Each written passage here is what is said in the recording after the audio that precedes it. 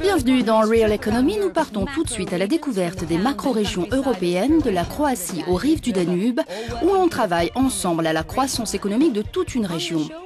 Dans cette émission, gros plan sur la macro-région adriatico-ionienne, dont fait partie la Croatie. En quoi cette forme d'association territoriale favorise-t-elle la croissance économique?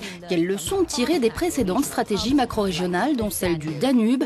Enfin, nous discuterons avec Corina Crețu, la commissaire européenne à la politique régionale en charge de ces questions.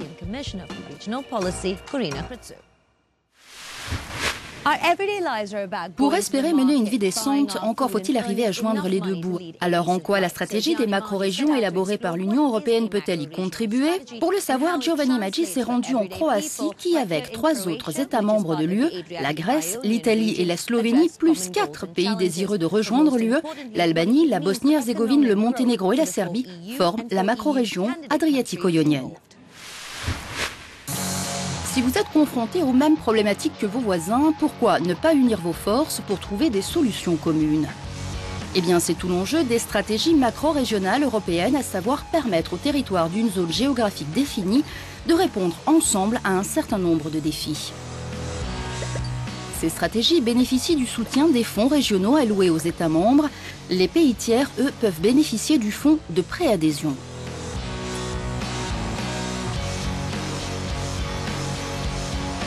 Récemment, la région de l'Adriatique et de la mer Ionienne se sont unies pour former la macro-région adriatico-ionienne.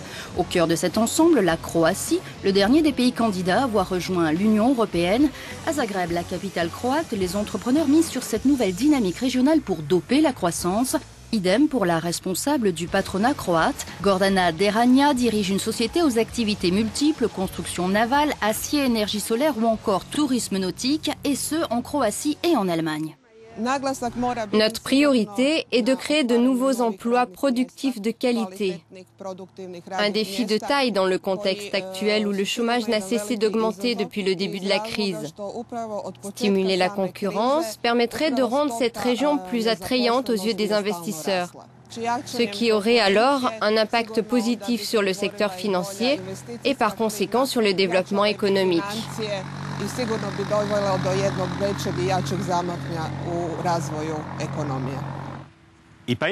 Les pays qui bordent cette mer sont encore très différents les uns des autres en termes de revenus par habitant, de taux d'emploi et d'infrastructures.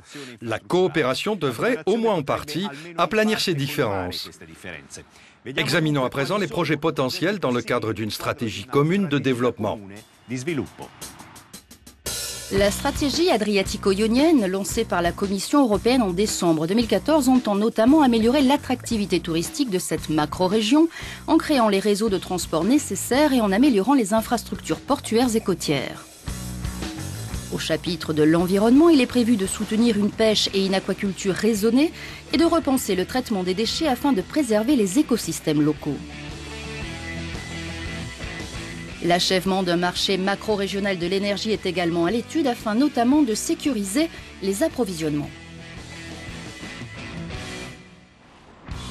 La Croatie, comme le reste des pays de l'Adriatique, sont impatients de renouer avec la croissance économique.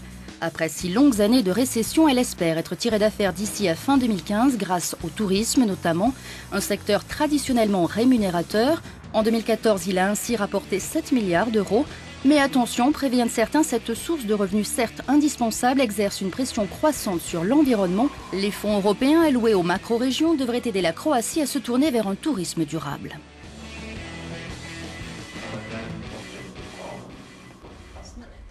Il faut que nous soyons beaucoup plus compétitifs, c'est crucial.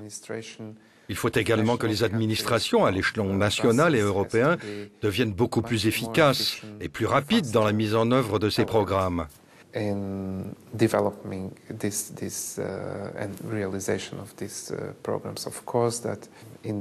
à ce stade, le plus important pour nous est de permettre à nos entreprises du secteur privé de pouvoir bénéficier des fonds disponibles. Le développement de cette macro-région, idéalement située à un carrefour majeur de l'Europe, pourrait profiter aussi au reste du continent. Nous voici à présent à Bruxelles en compagnie de Corina Crețu, la nouvelle commissaire européenne à la politique régionale. Sur le papier, ces stratégies macro-régionales ont l'air très bien, mais sur le terrain, comment faire coopérer efficacement des pays membres et des pays non membres de l'UE? Nous avons la chance de pouvoir placer sur un pied d'égalité des pays membres et non membres de l'UE pour avoir une approche commune et voir comment les choses se passent. Les problèmes se règlent généralement dans les pays les plus avancés.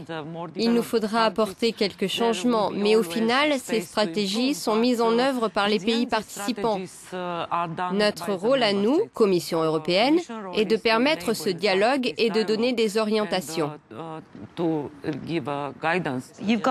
Vous avez là des pays qui ont des politiques très différentes, des problématiques très différentes. Comment faites-vous pour qu'ils se parlent? La macro-région adriatico-ionienne, c'est l'un de mes premiers dossiers.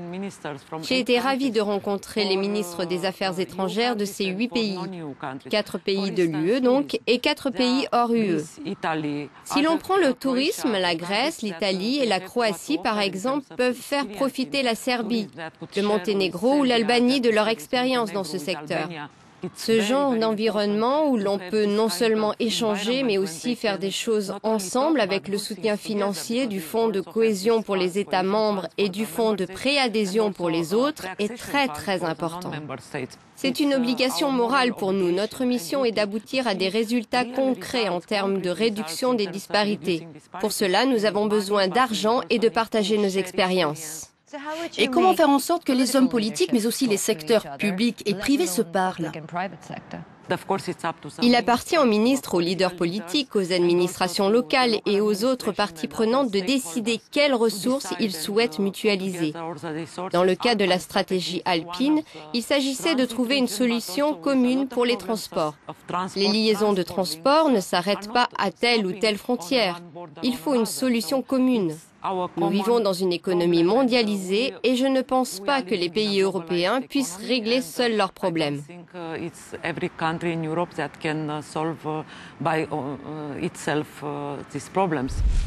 Nous reprendrons un peu plus tard notre entretien avec Madame Crețu. Pour l'heure, regardons de plus près une macro-région un peu plus ancienne, celle du Danube, qui réunit 9 pays de l'UE et 5 pays hors UE, qui partagent tous les mêmes préoccupations, l'environnement, le transport fluvial ou encore les liaisons énergétiques.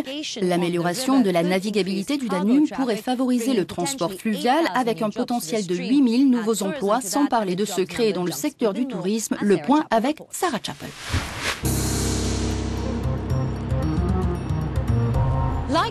Comme toutes les stratégies macro-régionales européennes, celle dédiée au Danube consiste à renforcer la croissance et la stabilité du territoire et à préserver l'environnement. Mais la priorité ici reste le renforcement de l'accessibilité de cette région et cela passe par une meilleure exploitation du Danube lui-même. Via Donau, une entreprise autrichienne de gestion et de développement des voies navigables a peut-être la solution pour augmenter le transport de fret sur le Danube de 20% d'ici à 2020. Elle participe à ce titre à un double projet baptisé Nevada et Nevada Duo. Chacune des administrations fluviales de la région opérait selon des normes et un cadre juridique différents. L'une des grandes réussites de Nevada et Nevada Duo repose sur l'harmonisation des règles de navigation.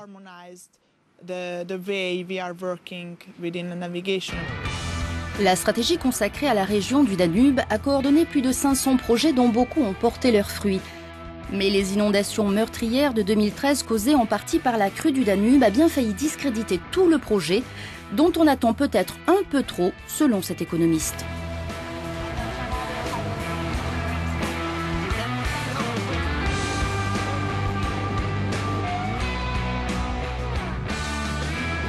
La stratégie pour la macro-région du Danube ne réglera pas à elle seule le problème du chômage ou de la compétitivité industrielle, mais elle peut contribuer à créer des synergies grâce au travail commun des syndicats, des chambres de commerce, des villes et des universités situées tout au long du Danube.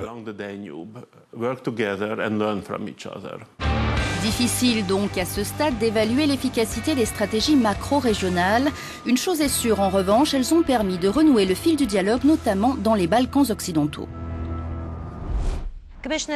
Madame la commissaire, le rapport de la Commission sur les macro-régions a mis en évidence plusieurs points faibles en termes par exemple de coordination. Qu'allez-vous faire? Notre évaluation a démontré la nécessité d'une meilleure coopération et d'un échange d'informations plus important. Si nous avons des points faibles, nous avons aussi des motifs de satisfaction. La Commission européenne demande désormais aux pays participant à une stratégie macro-régionale de se concentrer sur un nombre plus restreint de priorités. Il est à mon sens plus important de se concentrer sur les résultats que sur le nombre total de priorités.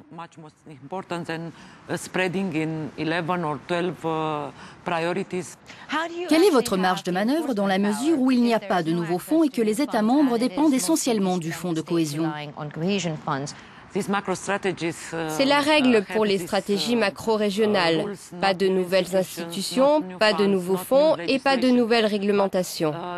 Mais notre réussite réside dans la mise en commun de nos forces et de nos atouts. Et l'expérience a montré que les pays participants n'ont pas seulement besoin d'argent, ils ont aussi besoin de solidarité.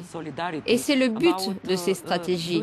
Faire tout ce qu'il faut pour réduire les disparités et améliorer le quotidien des gens qui vivent en Europe. La période de programmation 2007-2013 touche à sa fin et l'on constate que 8 des pays participants ont utilisé moins de 60% des fonds disponibles par manque d'expérience notamment. Eh bien, nous espérons que la nouvelle période de programmation en tiendra compte. Vous êtes la nouvelle commissaire à la politique régionale. Quel type de réforme avez-vous envie de mettre en place? Ma priorité numéro 1 sera de faire en sorte que les stratégies macro-régionales portent leurs fruits en termes d'emploi et de croissance. Certaines régions devront aussi renforcer leurs capacités administratives. Vous voyez, il s'agit de domaines qui concernent directement la vie des gens. Voilà, c'est ainsi que s'achève notre tournée d'hiver des macro-régions d'Europe. À bientôt.